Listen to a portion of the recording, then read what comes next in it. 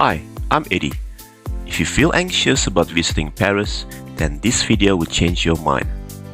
From breathtaking historic landmarks and beautiful gardens to incredible food and hidden gems, let me show you why Paris was an absolute delight and completely surpassed my expectations. Let's get into it.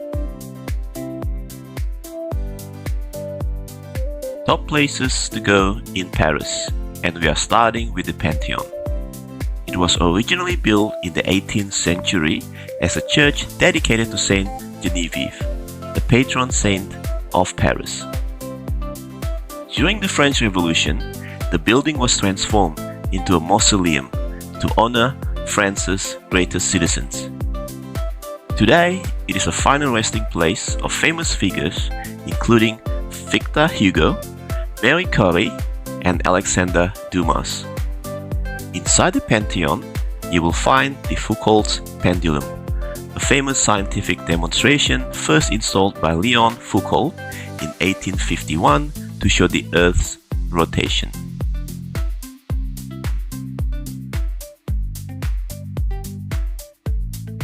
Église Saint-Étienne-du-Mont is a historic church located beside the Pantheon in Paris's Latin Quarter.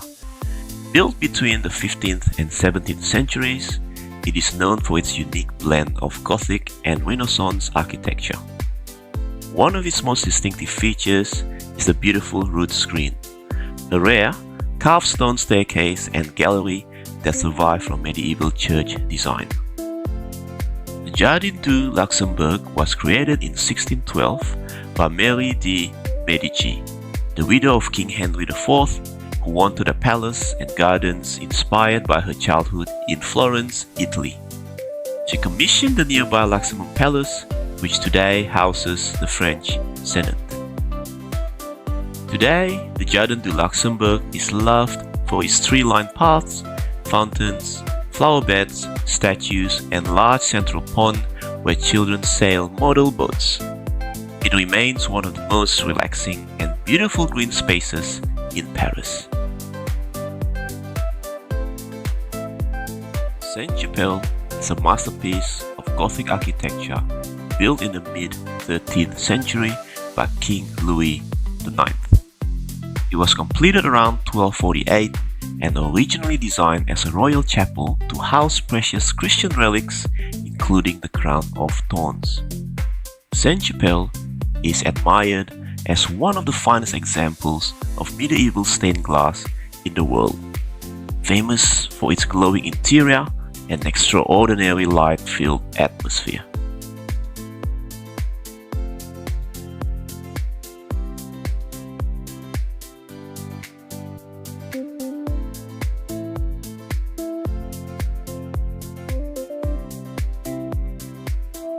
The Louvre Museum began as a medieval fortress built in the late 12th century under King Philip II to protect Paris from invasion.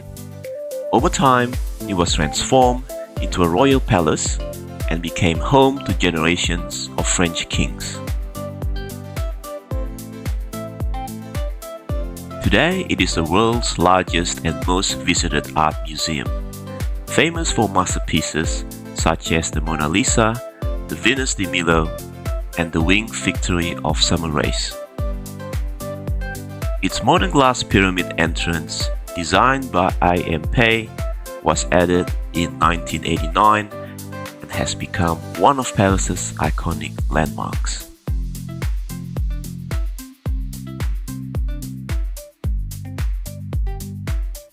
Notre Dame de Paris is one of the world's most famous Gothic cathedrals. Construction began in 1163 under Bishop Maurice de Sully and took nearly 200 years to complete. In April 2019, devastating fires severely damaged the roof and spire, shocking people around the world. Massive restoration efforts to preserve and rebuild the cathedrals is now completed. I was fortunate enough to be able to attend an afternoon mass inside the Notre Dame Church during Easter's Holy Week. it is one of the most memorable times of my life. Pont Alexandre III is one of the most beautiful and ornate bridges in Paris. It was built between 1896 and 1900 for the Exposition Universelle of 1900, a world fair celebrating the achievements of the new century. To visit this beautiful and romantic hidden gem away from the crowds, you can take the metro and get off at Invalides station.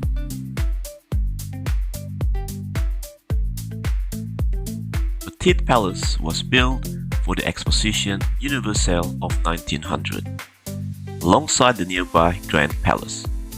Designed by architect Charles Girault, it was created to showcase fine arts and demonstrate France's artistic prestige at the turn of the 20th century.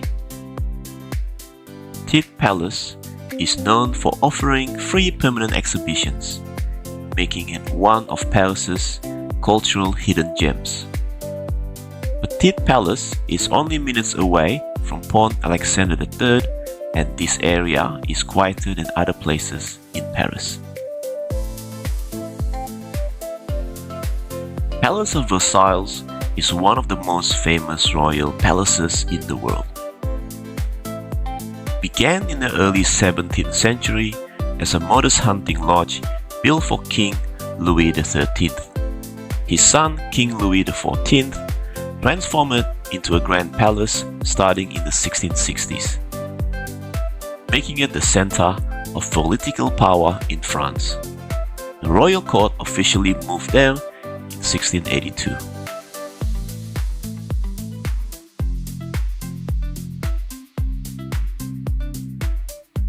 Versailles became a symbol of absolute monarchy, showcasing enormous wealth, power, and artistic achievement.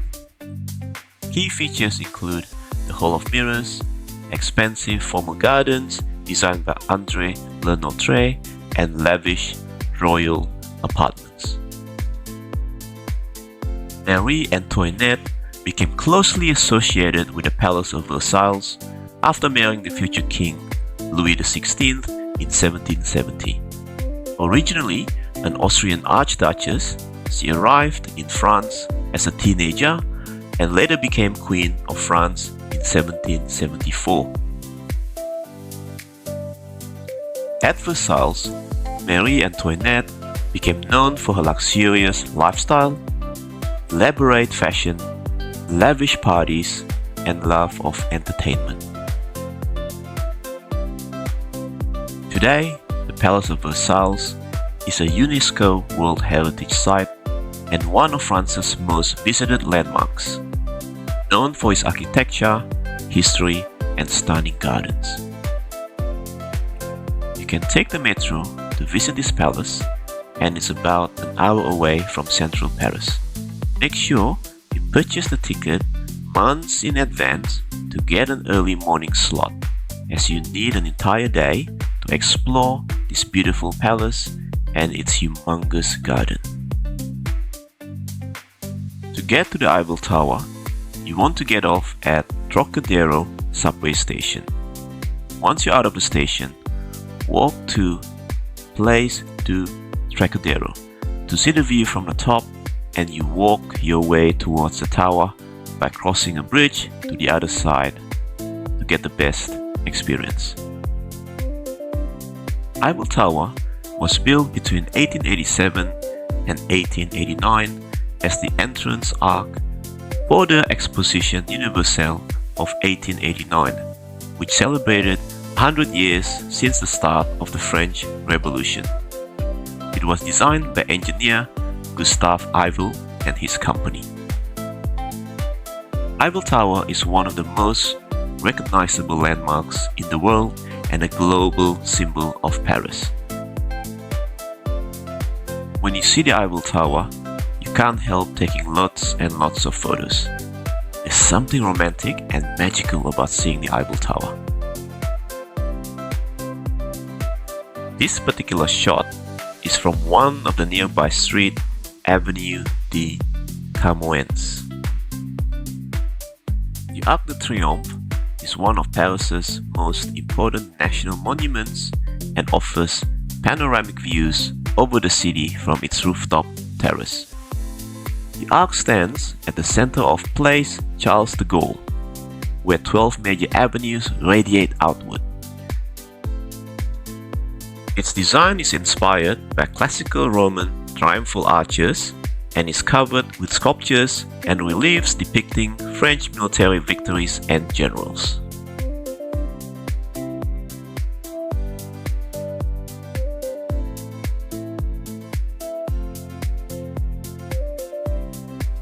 To get to Sacre Coeur, you want to get off at metro station Barbès-Rochechouart and walk towards street named Rue de Stanquerquois for a pleasant walking experience to get to this amazing church on the hill. The Sacre Coeur Basilica is a Roman Catholic church and located atop Montmartre Hill. Built in the late 19th and early 20th centuries, it is both a national religious monument and one of the city's most visited landmarks, known for its striking white domes and panoramic views of Paris.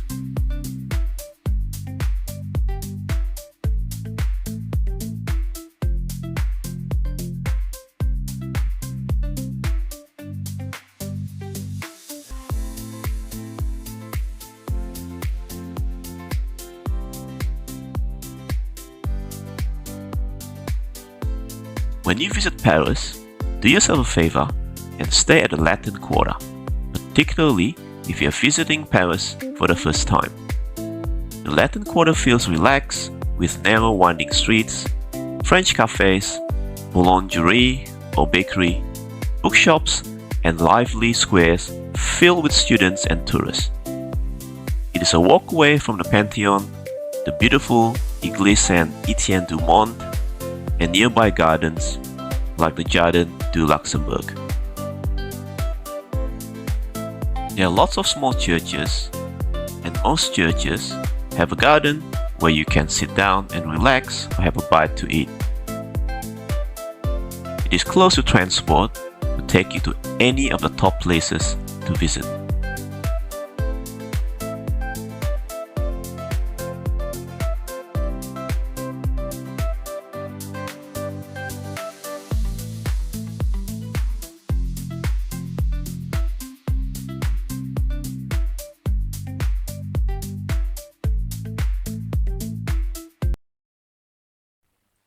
Easiest way to get around to the top places is by using the metro, which stays within central Paris, Zone 1. Or take the RER train, which extends into the suburban region, Zones 1 to 5. I find taking the metro in Paris is a little bit tricky than other places because of the French name and the multiple exits or sorties. If you're confused about navigating when you're underground, then just find the nearest sortie and go up and go outside and navigate when you are outside. When you get to Paris, you probably either landed at Charles de Gaulle Airport or Gare du Nord train station. The easiest way is to travel by train to where you are staying. If you have children or heavy luggages, I would take an Uber for a more comfortable experience, but a more expensive option. I took Uber when I was in Paris without problems. Google Map is your friend and can tell you how to get around Paris. For example, you're staying at the Latin Quarter and your closest metro station is at Odeon, and you want to go to Trocadero to see the Eiffel Tower. When you get to Odeon, you need to check the screen to make sure you're going to the right direction on the right platform. Then you change to the green line to take you to Trocadero. I love the food in Paris. Start your morning at a traditional boulangerie with a warm croissant and freshly baked baguette. Indulge in classic French dishes like steak frites, beef bourguignon, and rich French onion soup. For dessert, treat yourself to creme brulee or freshly made crepes. And of course, enjoy a daily scoop of gelato any time of the day. You will find the Latin Quarter are full of this delicious food, and even the Chinese food are authentic.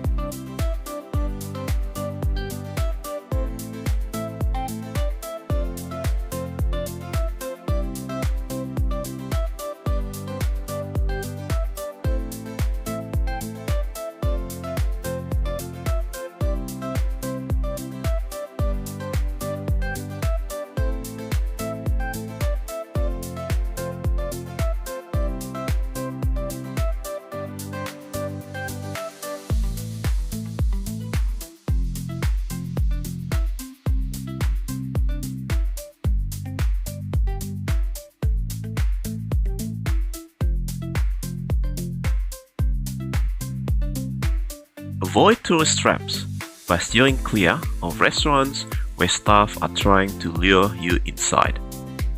These places are usually more expensive, and while the food can be still decent, you'll often find better quality meals at lower prices just a few blocks away from the main attractions.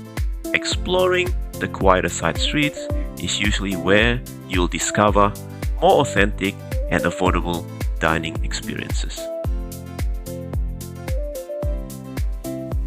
Despite what you heard from other people, I find Paris is safe, people here are nice, I didn't see any pickpockets, and I didn't see anyone get scammed.